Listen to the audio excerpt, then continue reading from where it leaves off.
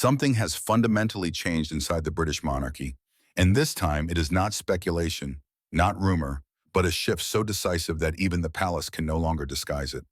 Behind closed doors, King Charles and Princess Anne have taken a coordinated step that effectively removes Camilla from the center of royal power. Not through scandal, not through public confrontation, but through silence, protocol, and the quiet withdrawal of everything that once defined her authority. In recent weeks, observers noticed something unusual. Camilla's name disappeared from key briefings. Her presence faded from official schedules. Ceremonial roles once assumed to be permanent were suddenly reassigned. At first, these changes seemed minor, but taken together, they tell a far more serious story. One of removal, not by emotion but by calculation. According to sources close to the palace, this was not an impulsive decision. It was the result of mounting internal pressure, growing concern over public legitimacy, and a deep divide within the royal family about the future image of the crown. Princess Anne, known for her uncompromising loyalty to royal tradition, is said to have played a pivotal role. And King Charles, facing both personal and institutional reckoning, made a choice that many believed he would never make. What makes this moment historic is not just what Camilla lost, but how it happened.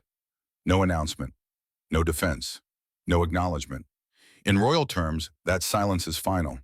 So what titles were quietly taken away? Why now? And what does this mean for the balance of power inside the House of Windsor? Stay with us as we break down what the palace will not explain, and why this decision may mark the true end of Camilla's royal era. Inside the Gatcombe Park estate, the workspace of Princess Anne was immersed in a silence so profound it felt stifling, a place where the walls seemed to listen to every breath of one of the royal family's most powerful women. There was no whistling wind or pattering rain to offer distraction, only the invisible weight of history and responsibility pressing down upon the shoulders of the late Queen Elizabeth II's only daughter. Anne sat motionless before her polished black oak desk, her hands clasped tightly together on the cold surface, her gaze fixed upon a single object before her, an old, smooth ebony box devoid of any elaborate decoration, yet radiating a terrifying, dying dignity. That was the final and also the most dangerous legacy the Queen had left behind. Throughout the past months, as she witnessed Camilla Parker Bowles step by step consolidate her power, Anne had maintained a stoic silence. She observed how Camilla shifted personnel within the palace, how she removed the old loyalists, and how she manipulated King Charles in key political decisions. Anne's silence was not one of submission or acceptance, but the patience of a hunter waiting for the prey to step into the exact position of a trap set years ago. That ebony box contained the Silent Covenant, a top-secret legal document drafted right before Charles and Camilla wed, at a time when opposition from the public and the church was still fierce. The late Queen Elizabeth, with her sharp intellect and ability to see through the human heart, had never truly trusted Camilla's compliance. She understood that while love might be the reason to begin, ambition was what fueled Camilla's existence in this family. Therefore, she had established a safety catch, a legal death blow, that Camilla was unaware of or had deliberately ignored in her intoxication of victory. Anne slowly reached out, her long fingers touching the lid of the box. The cold sensation of the wood transmitted through her skin, reminding her of the heavy duty she was shouldering. She opened the lid. Inside lay a file of parchment that had yellowed with age, stamped with the bright red seal of Queen Elizabeth. This document clearly stipulated Camilla was only permitted to hold the title of Queen Consort if she absolutely adhered to the family's principles, did not interfere in actual power, and most importantly was not permitted to take any action that caused harm to the direct line of succession, William and his small family. Any violation involving these core interests would immediately trigger a deposition mechanism, stripping away all titles and benefits without needing to pass through Parliament. Next to the covenant lay a dossier of internal intelligence reports that had been delivered to Anne's hands early this morning. This was the final piece of the puzzle, the irrefutable proof showing that Camilla had personally signed the death warrant for her royal career. Anne turned each page of the report, every line of text feeling like a needle piercing the pride of the House of Windsor. Tom Parker Bowles, Camilla's son, a man who had always lived off his mother's reputation, had been discovered holding secret meetings with a group of black media experts at a discreet location in London. The content of those meetings was so malicious, it made Anne shudder with disgust. Camilla's faction was frantically preparing for a massive smear campaign targeting Princess Catherine. Exploiting the fact that Catherine was on medical leave and appearing less in public, they planned to unleash a barrage of false rumors regarding her mental health. They wanted to plant in the public's mind the idea that Catherine was suffering a mental breakdown, unfit to be a mother or a future queen, thereby indirectly attacking William's credibility. The ultimate goal of this plot was to weaken the Prince of Wales's position, making King Charles anxious and forcing him to rely more heavily on Camilla, paving the way for her to seize actual regency power. This was no longer the petty harem infighting often seen. This was an organized political attack, a blatant betrayal of the trust the royal family had reluctantly granted Camilla. She had dared to touch the red line. She had dared to touch the future of the monarchy, William and George. Anne understood that the time for waiting was over. To yield now would mean aiding and abetting evil. She slammed the file shut, the sound echoing dryly and decisively in the empty room. Her eyes gleamed with the cold determination of an executioner of justice. It was time for her to step into the light, to trigger this legal bomb, to restore order. Beginning with a calculated media move to back the enemy into a corner before delivering the finishing blow. Princess Anne's decision to appear on national television was not an impulsive act, but a strategic move calculated with precision. She chose the moment right after the nascent rumors about Catherine began to surface on social media, acting as a preemptive strike to extinguish the flame before it could erupt into a raging fire. The interview took place in a small drawing room at St. James's Palace, where the atmosphere exuded serenity and history, a stark contrast to the frivolous glitz that Camilla often preferred. Anne sat on a velvet-upholstered armchair, her back perfectly straight, hands resting lightly on her lap, her demeanor radiating the innate majesty of a king's daughter. She needed no magnificent gowns or expensive jewelry to prove her status. Her sharp gaze and steady, powerful voice were themselves symbols of authority. When the host asked about the future of the monarchy and the roles of senior members, Anne did not hesitate to deliver a steely message wrapped in sophisticated diplomatic language, yet full of lethal force. She began by recalling the moral legacy left by the late Queen Elizabeth, emphasizing integrity, loyalty, and the responsibility of placing national interest above all else. But then her tone turned colder as she addressed potential dangers. She looked straight into the camera lens, as if staring directly at Camilla through the screen, and declared, "The monarchy is not a place that tolerates personal calculations. My mother left very clear instructions to protect the stability of the dynasty and the heir. Anyone, and I repeat, anyone, regardless of how high a position they hold, if found acting against those core values and causing harm to the heir's family, will face serious consequences. There are no exceptions, and there are no forbidden zones." Anne's declaration immediately created a shockwave in public opinion and among royal observers. Though no specific name was mentioned, everyone understood the spear was pointed straight at Clarence's house. This was a public warning, an ultimatum sent to Camilla. Anne knew everything, and she held the power to punish. At the palace, Camilla's reaction was more violent and chaotic than one could imagine. In her lavish private quarters, Camilla frantically smashed expensive ornaments. The sound of breaking porcelain and crashing glass mingled with her screaming curses to create a symphony of fury. She was not afraid out of remorse, but furious because she felt challenged. The arrogance fed by power and Charles's indulgence made her believe she was inviolable. Camilla turned to scream at the assistants trembling in the corner, ordering them to connect a call to King Charles immediately. She wanted her husband to intervene, to use the power of a king to silence his arrogant sister. In a fit of paranoia, Camilla ranted that Anne was jealous of her position, that Anne wanted to destroy her brother's happiness because she couldn't accept Camilla becoming queen. She failed to realize that this very overreaction was betraying the deep insecurity within her. Instead of pausing to reflect, Camilla chose the path of escalating the conflict. She secretly summoned Tom Parker Bowles in the dirty media team, ordering them to accelerate the smear campaign against Catherine. She wanted retaliation. She wanted to prove she was the one in control. Malicious orders were issued. Make that girl look like a lunatic. Let the public see how helpless William is. Camilla believed that if she attacked hard enough, the royal family would be so afraid of scandal they would retreat. But she had made a fatal error in underestimating Anne's ferocity. This frantic action did not help her consolidate power. Instead, it became the most vivid evidence, helping Anne finalize the legal dossier to send her to the scaffold of power. King Charles's summons for Princess Anne took place in an atmosphere of suffocating tension within his private study at Buckingham Palace. The vast room lined with oil paintings of past monarchs seemed to accentuate Charles's diminutiveness and isolation. At that moment, the king paced continuously, hands clasped behind his back, his face etched with the wrinkles of anxiety and exhaustion. The pressure from the public following Anne's interview, combined with Camilla's weeping, threats, and psychological manipulation throughout the night, had left his spirit depleted.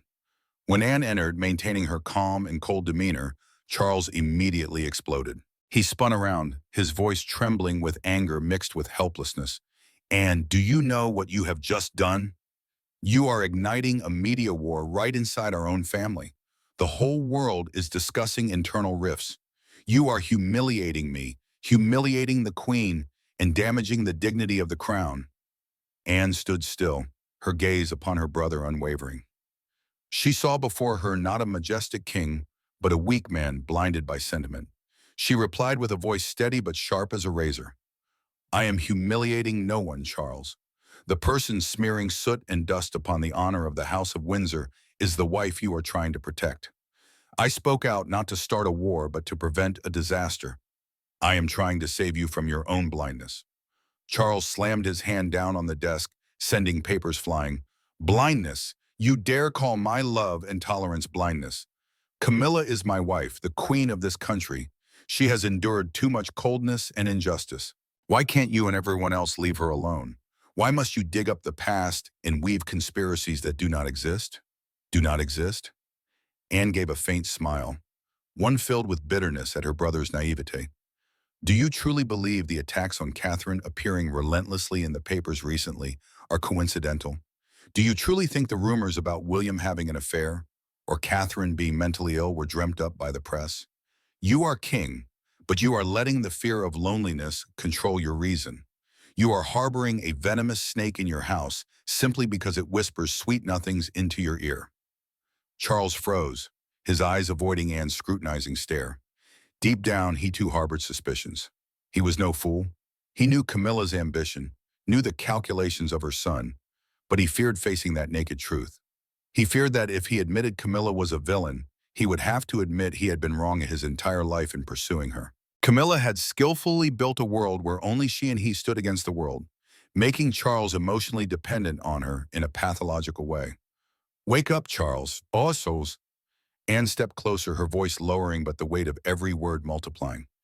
"You are letting an ambitious woman control the throne, control the destiny of the nation. Mother foresaw this. Do you remember the covenant you signed? Or has infatuation made you forget the oath sworn before Mother's coffin?" Charles's face went pale at the mention of the covenant. He tried to salvage the last shred of authority as an elder brother, as a king. "I forbid you to mention that. I order you to stop immediately. You must publicly apologize to Camilla. Must correct what you said. I want peace, Anne. I want this family united." "Unity cannot be built on lies and betrayal, Charles," Anne declared decisively, her eyes burning with resolve. "I will not apologize, and I will not stop. If you cannot be a father who protects his daughter-in-law, a grandfather who protects his grandchildren, and a king who protects the heir, then I will do it for you. Do not blame me for being ruthless. It is your weakness and cowardice that have forced my hand." Anne turned and walked out of the room, leaving Charles standing desolate in the vast space. Silence engulfed him, cold and terrifying. He felt a vague fear creeping into his heart. He knew Anne's character. She was a woman of her word, and if she was this fierce, it meant she held in her hands a terrifying weapon, a sentence he could no longer escape. 2 days after the tense confrontation, Princess Anne returned to King Charles's study. But this time she did not come to argue or persuade. She came to pass sentence. Accompanying her was Sir Edward Young, the late Queen's most trusted private secretary, along with 2 senior royal lawyers wearing expressions as grave as judges. This abrupt and formal appearance turned the air in the king's study thick and heavy as lead. Charles was sitting at his desk, looking as though he had aged 10 years in just a few days. Seeing the delegation in tear, he understood that the moment of destiny had struck. Without a word of social greeting, Anne walked straight to the desk and slammed 2 thick files onto the polished wood. The sound of the impact rang out dryly, shattering the deadly silence in the room. Anne stood there, hands resting on the files, staring straight at her brother with unshakable resolve. Time is up, Charles. It is time you face the truth, no matter how painful it is, Anne began, her voice cold and cutting. She opened the first file. It was the result of a secret but incredibly thorough investigation conducted by Anne's loyal intelligence team. Look closely, she said, turning the pages, pointing at the undeniable evidence. These are not press rumors. These are recordings of Tom Parker Bowles calling tabloid editors, negotiating prices for each smear piece. Here are bank statements showing funds transferred from Camilla's black fund accounts to dirty media companies. And here, she flipped to the last page, showing direct email exchanges containing cruel instructions sent from a personal IP address at Clarence's house. She is not just an ambitious wife, Charles. She is a saboteur, Anne continued, her voice hardening with disgust. She is actively attacking your heir.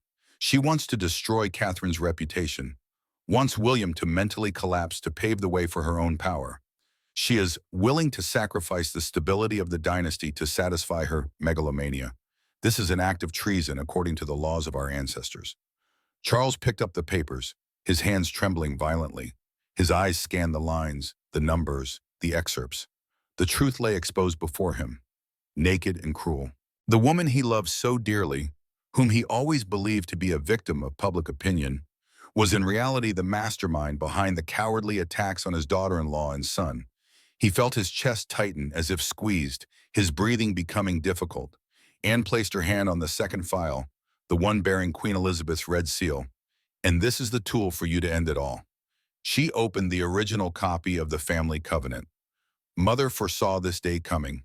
The covenant clearly states, if Camilla causes harm to the heir or commits acts that seriously damage the prestige of the monarchy, the king is compelled to execute the deposition clause. You were the witness. You signed this, and I am the guardian executing this will. Anne pushed the document toward Charles, pointing to his signature from years ago. You have two choices, Charles. One, you execute this covenant yourself. Sign the order to strip her of rights and handle everything internally and thoroughly, keeping a shred of final dignity for yourself. Two, I will release all evidence of her plot to harm your children and grandchildren to the public. I will let the whole world know the true face of the woman beside you. Then she will become a national sinner, spat upon by the people, and your reign will crumble in the contempt of history. Charles sat paralyzed in his chair, cold sweat breaking out on his forehead. He understood Anne was not making empty threats. She placed the honor of the family and the safety of the throne above all else, even sibling affection. The scales of justice had been placed on the table, and he was cornered, forced to make the most painful decision of his life. Cut out the malignant tumor that was the wife he loved, or let it metastasize and kill the entire dynasty. Just as the tension in the room reached its peak, the double doors burst open. Camilla stormed in unannounced. She had received word from her spies about the arrival of Anne and the legal team and had immediately rushed over, her face aggressive and full of murderous intent. She lunged toward the desk, intending to use her familiar loudness to drown everyone out. "What are you people playing at here?" Camilla shouted, her shrill voice echoing around the room. "Charles, why are you letting them in here to threaten me? Throw them out immediately. I am the queen. I do not permit anyone to interrogate me in my own home." But her steps faltered mid-stride. She saw Charles' pale, vacant face, and more importantly, her eyes landed on the two files lying imposingly on the desk. A terrifying silence enveloped the room, making Camilla's heavy breathing audibly distinct. She sensed a deadly danger lurking. Charles slowly raised his head, his eyes looking at Camilla no longer held the infatuation or patience of before. Instead, there was pain, disappointment, and horror. Cornered by Anne's undeniable evidence, he was forced to face reality. Trembling, he pushed the family covenant file toward his wife. "Read it," Charles said, his voice broken. "See what we signed." Suspicious, Camilla picked up the document. She flipped through the old pages and then her eyes widened in shock as she read the detailed content of the clauses. She saw her own signature sitting beside Charles's and Queen Elizabeth's. A shockwave struck her mind. Years ago, when Charles insisted on marrying her despite the opposition, the Queen had set this covenant as a condition. Charles, desperate to legitimize the relationship, had cowardly put pen to paper on the document limiting power. He had tricked Camilla into signing it, lying that it was merely a bureaucratic formality to please the aging queen, and that once he ascended the throne, the paper would become scrap. He had let Camilla believe she would have absolute power, but in reality he had turned her into a pawn bound by invisible legal strings from the very start. You, Camilla looked up, staring at Charles with eyes burning with hatred. You tricked me. You knew about this clause. You knew I could be deposed at any moment if I violated these damn rules, yet you still let me do everything. You made me your puppet. Charles hung his head, daring not to reply. His cowardice and selfishness in the past had now become the sentence for the present. Camilla screamed frantically. She hurled the file hard at Charles, not out of sorrow for a broken love, but out of extreme outrage at realizing she had been trapped. She had thought she was the one manipulating Charles, the one controlling the game. But it turned out Charles, through his own weakness, had placed her in the most dangerous position. I am the queen, you cannot do this to me. Yeah, the Camilla yelled, lunging toward Anne to snatch the evidence of the plot against Catherine. Give it back, it's a fabrication. But Sir Edward and the lawyers quickly stepped forward, forming a human wall, preventing her from reaching the princess. Anne stood behind them, looking at her sister-in-law with cold eyes devoid of pity. She saw the complete collapse of a human being who had let ambition swallow their conscience. Camilla stood there, hair disheveled, gasping for breath, realizing she had lost everything. She had no real power, no support from the public, and now even her weak husband dared not, and could not, protect her anymore.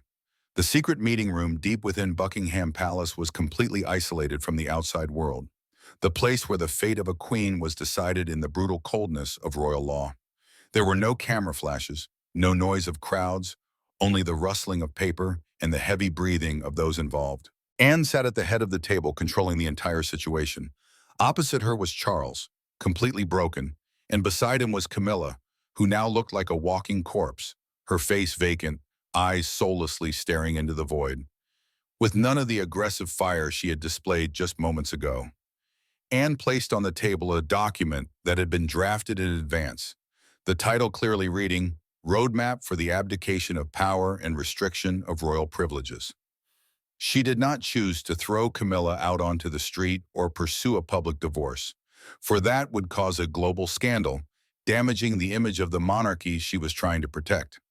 Anne chose a more sophisticated, crueler punishment, a death of power taking place in silence. Under Anne's strict supervision, Sir Edward began to read aloud each clause of the sentence, every word like a knife severing the threads connecting Camilla to power. First was the comprehensive financial freeze.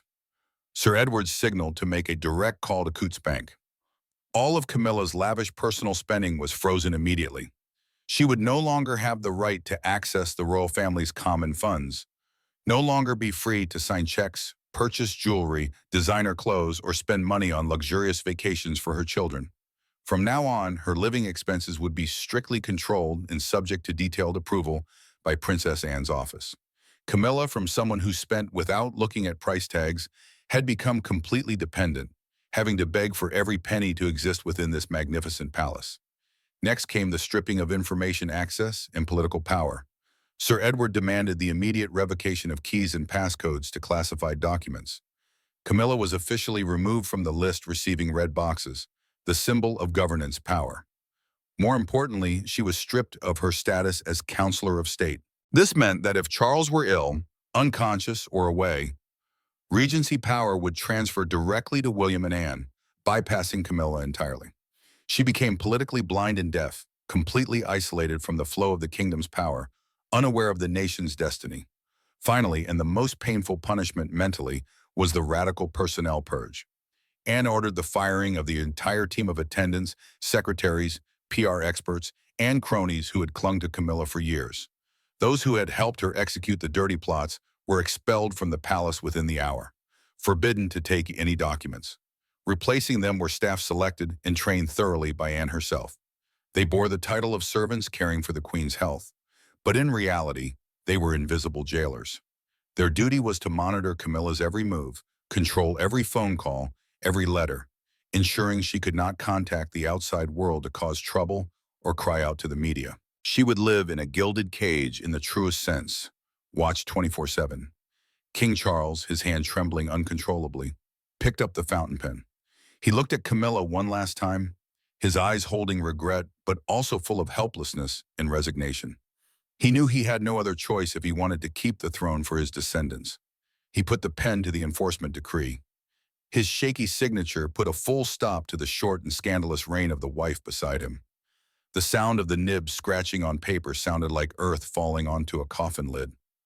Camilla sat there watching power slip from her hands bit by bit. She wanted to scream, wanted to struggle, wanted to smash things, but her strength had left her body. She understood that her life was effectively over. She would still hold the title of queen, still appear at mandatory events beside Charles with a fake smile, but she was merely a soulless shell. She had become an honorary prisoner, a puppet pulled by Anne and William, living the rest of her life in isolation and surveillance. All ambitions, all the schemes of a lifetime had now vanished into smoke. Anne stood up, gathering the signed documents into her file. She gave her sister-in-law one final look, cold, decisive, and full of authority. This is the price to be paid for touching this family, Camilla. Live the rest of your life in repentance and silence. The princess walked out of the meeting room, the sound of her heels echoing steadily and resolutely down the long cavernous corridor of the palace. The mission was complete. Mother's dying wish had been fully executed. William and Catherine were safe, and Princess Anne, the silent and most loyal guardian of the dynasty, continued her mission to guard the peace of the House of Windsor, leaving behind the ruins of a brutal power struggle that had just ended. In the end, whether Camilla has truly been stripped of all royal titles or not, one thing is clear. Her position within the monarchy has never been more fragile. The silence from the palace speaks louder than any announcement. When power shifts quietly, it often signals deeper fractures behind closed doors. For King Charles, this moment is not only about authority, but about legacy, stability, and how history will remember his reign. For Princess Anne, it reflects a return to discipline, tradition, and boundaries that many believe were long overdue. And for Camilla, this may mark the end of an era defined by survival rather than acceptance. The monarchy is changing, not through ceremony, but through decisive, unseen moves. What do you think this really means for the future of the royal family? Share your thoughts in the comments, and don't forget to subscribe for more in-depth royal investigations you won't find anywhere else.